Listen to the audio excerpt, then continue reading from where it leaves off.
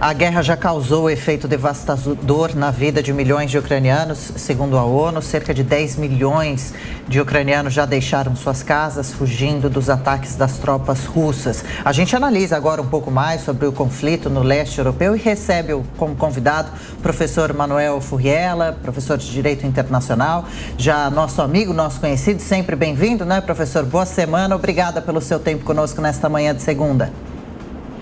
Bom dia, eu que agradeço o convite. Professor, os ataques continuaram neste fim de semana, muitos bombardeios, ataques inclusive à capital Kiev e um pedido russo aos ucranianos, ao presidente Zelensky, de que entregue a cidade portuária de Mariupol. Como o senhor tem visto essas últimas horas, analisou o fim de semana, a expectativa para essa semana desse conflito que torce-se muito para que se chegue a um acordo de cessar-fogo devido às vítimas civis? Bom, o avanço das tropas russas continua e a estratégia é clara. Enquanto não dominar as principais regiões do país, as regiões mais estratégicas, ele não vai cessar ou não vai começar a discutir aí o armistício, o cessar-fogo, porque colocaria a Rússia numa posição ainda não vantajosa em termos militares, em termos também geopolíticos, num processo de negociação. E também há o receio constante da Rússia que qualquer tipo de cessar-fogo ajudaria a Ucrânia a se rearmar, já que há um forte apoio internacional nesse sentido. Os Estados Unidos e vários países europeus já fizeram essa indicação. Então, a estratégia é avançar nos pontos mais importantes, né? A região sul do país, de acesso ao mar, acesso aos portos, ela é estratégica, ela não está completamente dominada por tropas russas, como inclusive vocês têm noticiado, e também tem o alvo maior, o alvo principal, que é Kiev, a capital, onde existem ainda pontos de resistência, o que demandará ainda alguns dias para a dominação completa. Então, acredito que a agenda de negociação, infelizmente, ela está diretamente ligada a essa estratégia russa de conquista dos principais pontos. Ainda vai avançar talvez um pouco a conversa, alguns sinais aí de que pode ter um acordo futuro, mas sentar efetivamente na mesa para negociar algo realmente importante ou eficaz, eu acredito que ainda vai ficar um pouco morno por conta dessa estratégia militar russa. Professor Furriela, interessante que nessa segunda-feira há poucas informações sobre uma nova rodada de negociações entre os dois países. Nos últimos dias, o presidente Volodymyr Zelensky vem falando que quer se reunir pessoalmente com o Vladimir Putin, ou pelo menos uma conversa direta com ele. O senhor acha que isso é possível de acontecer? Depende mais da Rússia do que da Ucrânia? Sim, depende da Rússia, mas o Putin, ele leva, né, essa questão de uma forma a também tentar desprestigiar o presidente ucraniano, seja para o seu público interno, para os próprios russos, seja até mesmo por uma construção, por uma ideia que se tinha de que ele é um líder fraco e a Rússia tenta insistir um pouco ainda nesse sentido. A gente verifica que ele se tornou um interlocutor importante, além de ser, obviamente, né, o chefe de Estado do país, ele permanece no território, ele se comunica muito bem, mas eu acredito que, pelo menos por enquanto, esse diálogo direto entre os dois, ele é improvável, pelo menos nos próximos dias. Em termos aí também de ceder um pouco, cada um já cedeu em alguns pontos importantes, né, que vai mantendo aí um processo de diálogo. No caso ucraniano, já houve uma indicação de que fazer parte da OTAN não seria propriamente algo tão importante ou que poderia ser negociado. E no caso propriamente russo, a solicitação inicial, a indicação inicial de que ter um governo aliado na Ucrânia seria determinante, também ficou afastado, havendo ali uma exigência, né, de um Estado neutro, um Estado que não se envolva nem com a Rússia, nem com a OTAN.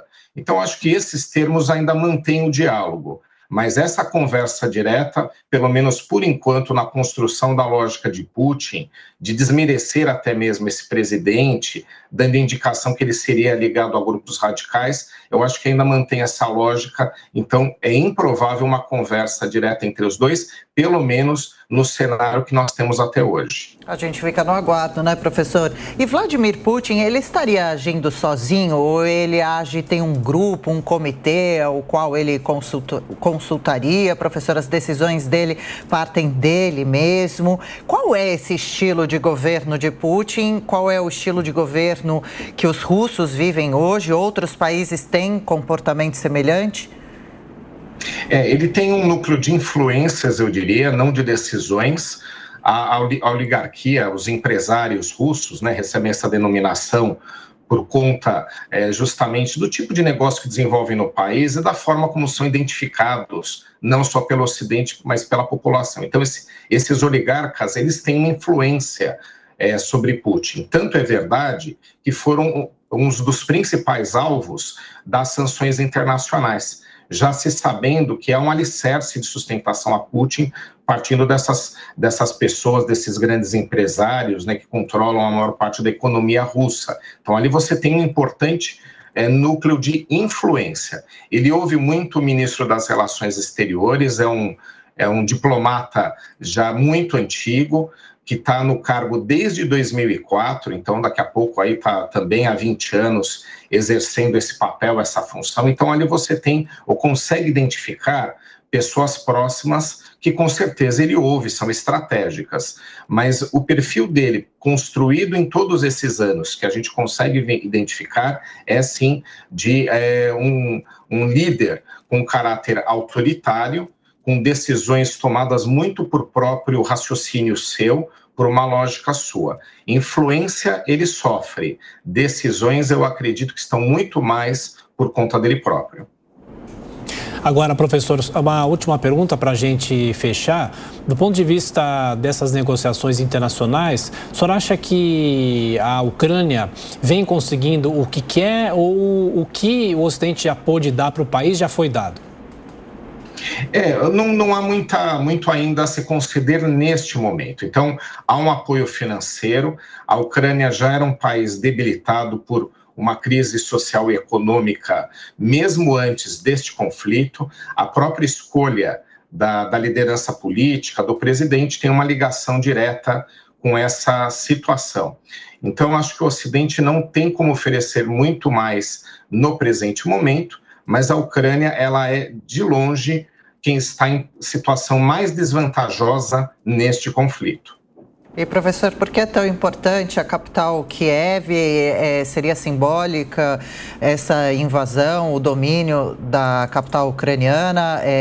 A partir de hoje, moradores, quem estiver em Kiev, deve cumprir um toque de recolher devido ao perigo aos bombardeios de domingo, e também a Ucrânia recusou um ultimato da Rússia para se render para entregar Mariupol. Qual é a importância também dessa cidade portuária? Ela seria estratégica de alguma forma? Tem 400 refugiados aproximadamente tinham em uma escola em Mariupol, escola essa de arte que foi atingida, e a população que está em Mariupol, cercada por tropas russas, teria pouco ou quase nenhum acesso à água e comida.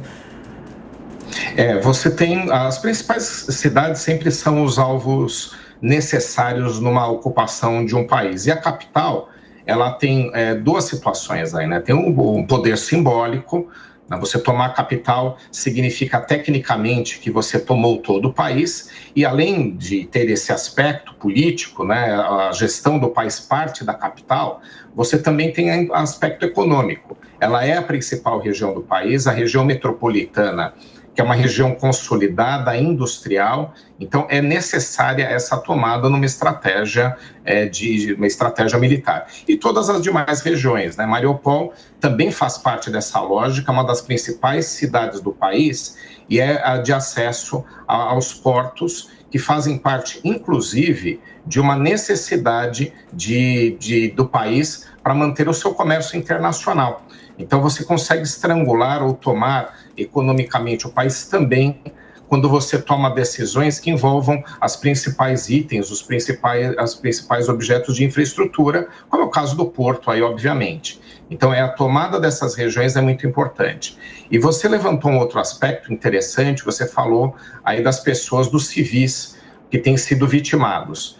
talvez seja uma nova estratégia russa que estava tentando poupar, na medida do possível, civis, porque, como a gente sabe, né, os civis acabam sendo atingidos em guerras, sendo eles alvos ou não, né, porque os efeitos colaterais atingem a toda a sociedade quando você tem conflito em regiões metropolitanas, em cidades principalmente. Mas tem um outro aspecto que talvez seja parte dessa estratégia, a gente tem que analisar nos próximos dias, que é a partir do momento que você atinge com mais frequência alvos civis, você começa a afugentar as pessoas. Afugentando as pessoas, você tem um favorecimento no processo de ocupação. Você consegue acelerar a ocupação.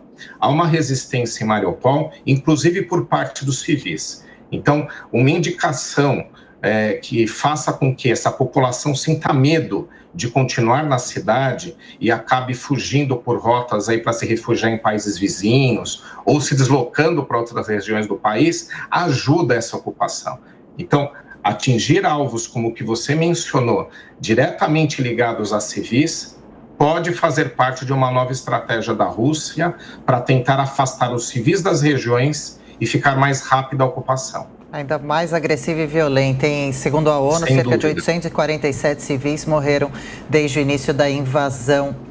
Obrigada, sempre bem-vindo ao Jornal da Manhã, professor de Direito Internacional Manuel Furriela. Boa semana, professor, boa segunda-feira, até a próxima. Obrigada pela entrevista. Uma ótima semana a todos.